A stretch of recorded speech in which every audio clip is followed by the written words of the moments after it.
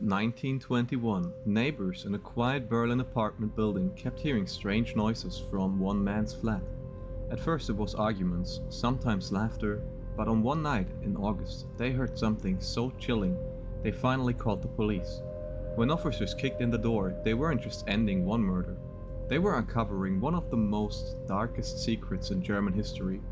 This is the disturbing story of Karl Grossmann, the man who may have fed his victims to Berlin itself. Berlin, 1921. The city was buzzing with life. Cabarets, dance halls, smoky bars. This was the Weimar Republic in its early years. But beneath the glitter and jazz, Berlin was still broken. Germany had just lost the First World War. Food was scarce, poverty was everywhere. And for the city's poorest residents, survival was a daily gamble. In one run-down apartment building in Kreuzberg, an older man lived alone. His name was Karl Grossmann. To most people, he was just a strange, quiet tenant. He rarely smiled, he never really spoke to neighbors, and yet somehow everyone knew there was something off about him. Sometimes at night, tenants claimed they heard noises from his flat. Not just footsteps or furniture moving, but things that sounded more like muffled cries or sudden thuds. And just as quickly as the noise began, silence. And then there was the smell. Grossmann's apartment reeked of something rotten.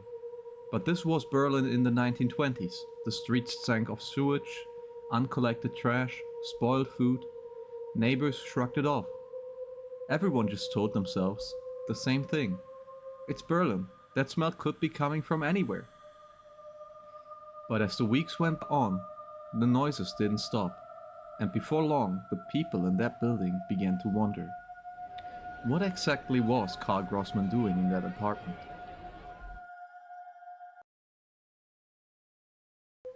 To understand what was happening inside Karl Grossmann's apartment, you first need to understand Berlin at that time. After the war, the city was full of desperation. Thousands of young women had lost their families, their jobs, their homes. Many turned to prostitution just to survive. Others were simply looking for a roof over their head and a warm meal. And Karl Grossmann knew exactly how to find them. He would walk the streets near train stations, markets, or cabaret clubs. He'd look for women who seemed vulnerable, women who had nowhere to go, and with a calm, almost grandfatherly charm, he would invite them back to his flat. He promised food, he promised shelter.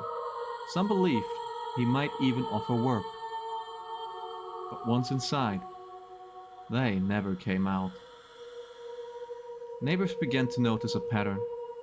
A young woman would be seen entering Grossmann's apartment, but then days would pass, and she was never seen again. At night, there were noises, a cry, sometimes a scream, followed by a heavy thud, and always silence after that. And then there was something even more unsettling. Grossmann had started selling meat at a local market. Sausages, cuts of meat. Berliners, desperate for food, bought them without question. But as more women disappeared, a disturbing rumor began to spread through the neighborhood. What if those sausages weren't animals at all?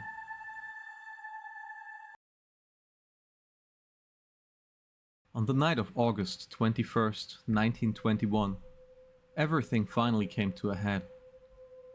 The tenants in Grossmann's building were used to strange noises by now. But that night, the sounds were different. Louder, more desperate. A woman's terrified screams tore through the walls, followed by frantic banging. This wasn't the muffled noise they had heard before. This was unmistakable. Someone was being murdered. Terrified, the neighbors finally did what they should have done months before. They called the police.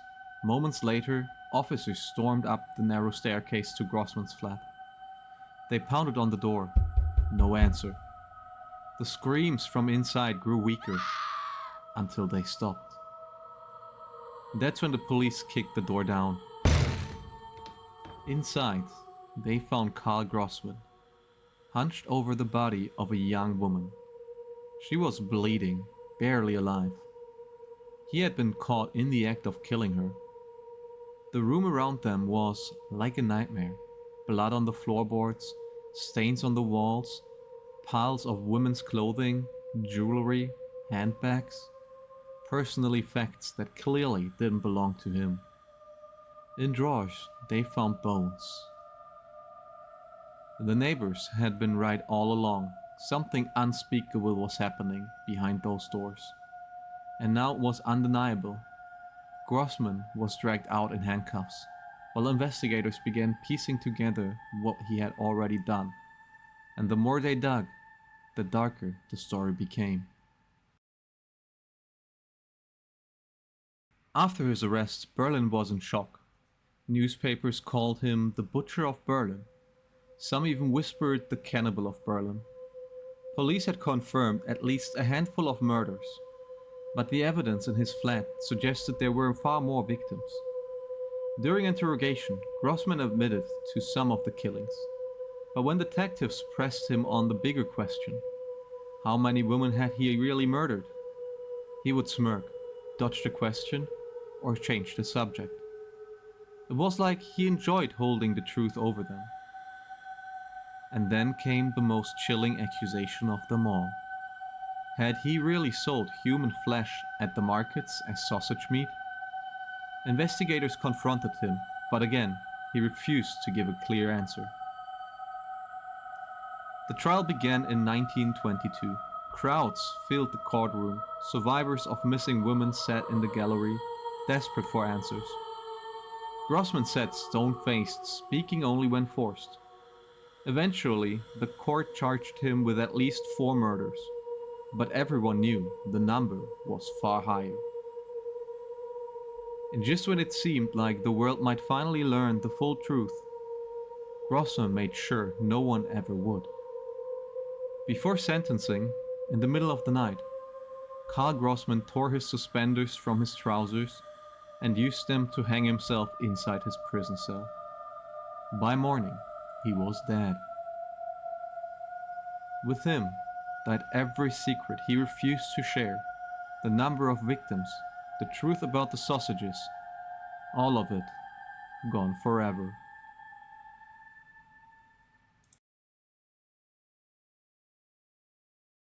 When word spread that Carl Grossman had taken his own life, Berlin was furious. Families who had lost daughters wanted answers. The police wanted closure. The city wanted the truth. But now, they would never get it. To this day, nobody knows how many women Grossman actually killed. Some historians say it was as few as 20. Others believe the real number could be in the hundreds. But the fact is, we will never know. And then there is the question that has haunted Berlin for over a century. Did Grossman really feed human flesh to unsuspecting customers at the markets? No hard proof was ever found. Maybe it was just a rumor, born from fear and hysteria. Or maybe the people in Berlin really were eating sausages made from his victims. That's the legacy he left behind. A mix of truth and rumor so twisted together they can never be separated.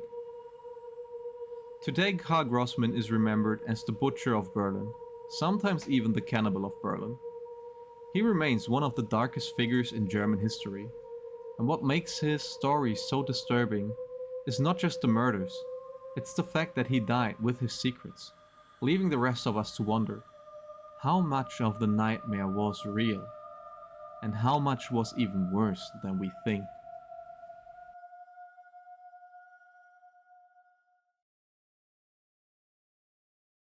What do you think? Was the cannibal rumor just fear and hysteria?